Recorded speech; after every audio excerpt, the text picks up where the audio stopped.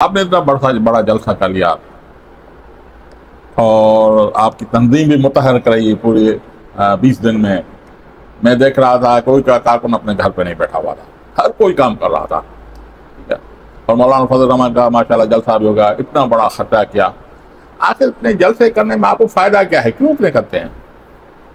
Doctor साहब, वैसे तो अगर हमारे कायद मिल्लत इस्लामिया फजल रहमान साहब एक एक कारकुन तो पहुंच नहीं पाते। जी जी। हमारी ये 3 डिवीजन का अजला का जलसा था जी। ये पूरे सिंध का जलसा नहीं था, ना ही कराची का जलसा था।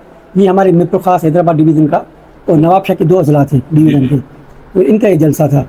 तो इसमें यानी कि जब मिलियन हमारे कारकुनान शरीक हुए, मिलियन कारकुनों ने एक झटके में हमारे कायद की बात सुनी और बात सुनने के बाद फिर उन्होंने अपने दिल में बात को उतारा।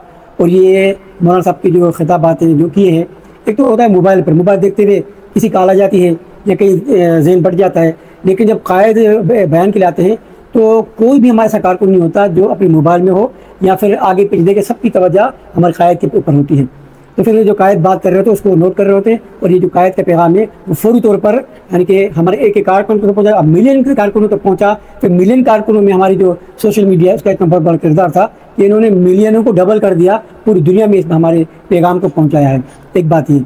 दूसरी बात ये कि हमारे कायद का ये मकसद नहीं कि सिर्फ जलसे करने लोगों को जमा करना है, बल्कि हम ज़हन साजी कर रहे होते हैं अपने कारकुनों की कि भाई हमारे कारकुन जो है उनकी ज़हन साजी होनी चाहिए। हमने पाकिस्तान के लिए काम करना है, हमने मुल्क की यानी कि हिफाजत करनी है, हमने मुल्क की सरहद की हिफाजत करनी है और हमने अपनी जो अकाबर हैं उनके नक्शे कदम पर चलते हुए मुल्क के अंदर इस्लाम के आदल निज़ाम के लिए जद्दोजहद करनी है। हमें इससे ये फ़ायदे हासिल हुआ करते हैं।